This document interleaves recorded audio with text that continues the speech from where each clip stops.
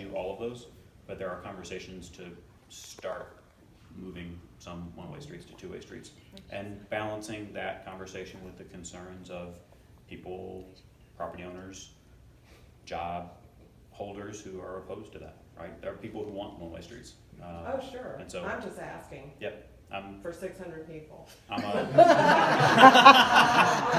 tell you about that later. I'm a proponent. There's a plan. We'll start executing against the plan and do them as we can. Yeah. Your second question, yeah. So one of the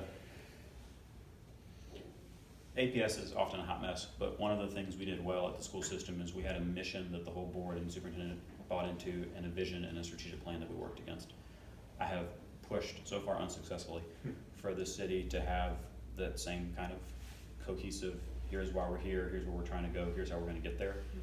Your question about the number of cops is what made me think of that, right? Yeah. So paying cops more will help stem attrition, we've already seen that, and it's helping with recruitment, we've seen that too. Good.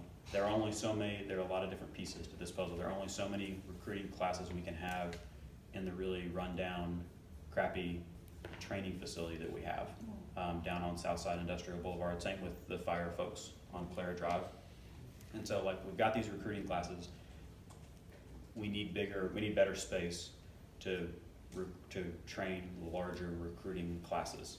And so that is gonna require us to build a new training facility. That's also should be part of the strategic plan, right? And there should be pillars. It's right here in my mind. There should, here's the public safety thing, here are the 3 or 4 things that need to happen over the next 5 years. And then every decision we ever should make and every budget we ever build should be in furtherance of executing that strategic plan. Yeah. So I will tell you that issue and having 100 more cops on the force at the end of 2019 than we had at the beginning of 2019 is a hill that JP Mazikite wants to die on. Like, he is all about, and he and Chief Shields talk a lot about how do we track that, how can council help with recruitment, do you have enough recruiting officers, or recruiting folks to recruit officers.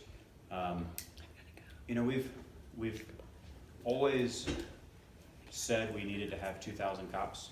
That's my understanding that the first time that number was spoken was in 2000, because we were gonna have 2,000 cops for the year 2000, which makes no law enforcement sense at all. It's just like the thing we were shooting for. And then Mayor Reed, when he ran for re-election in 2013, he was like, we're gonna have 2,000 cops, and we did for like 45 minutes. Back in 2014, 2015, and then we've slid back into the 1600s. And so when I talked to Mayor Franklin a couple months ago on this topic, and she was like, stop, like 2,000 cops, is that the right number even? Is it supposed to be 2,500? Can you actually do it with 1,600 based on how law enforcement is changing, and does the liquor and permitting thing, and does the scooter enforcement, like, should that really be a cop thing, or is there something else that, we got a lot of people who work for city government, 8,000 people.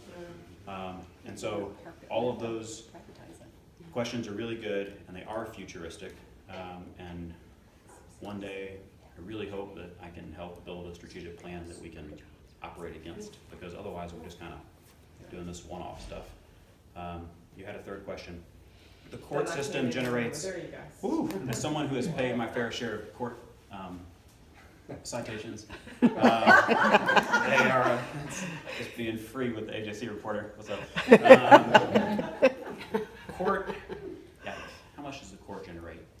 It's in the 20, it's more than $20 million. Okay, Is so they generated. are getting, It's the Atlanta point where they're Municipal actually Court. getting money. Atlanta Municipal Court is the busiest court in the southeastern United States. They, especially considering we are antiquated in how we,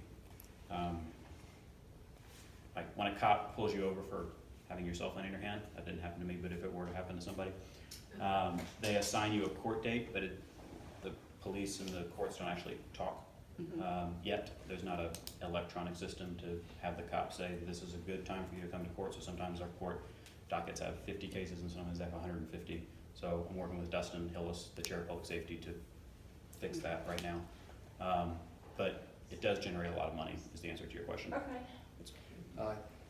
I'm good. I told him He's begged to get out of here at noon. And my, it's because, Scooter waiting. no,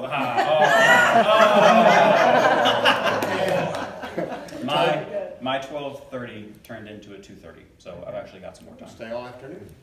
Shouldn't Tom, have. go ahead. I've been learning recently about the calls for making some kind of connection between Midtown Promenade, where Midtown Arts is, and Midtown Place, where Home Depot and Whole Foods is, Mhm. even if just a pedestrian pathway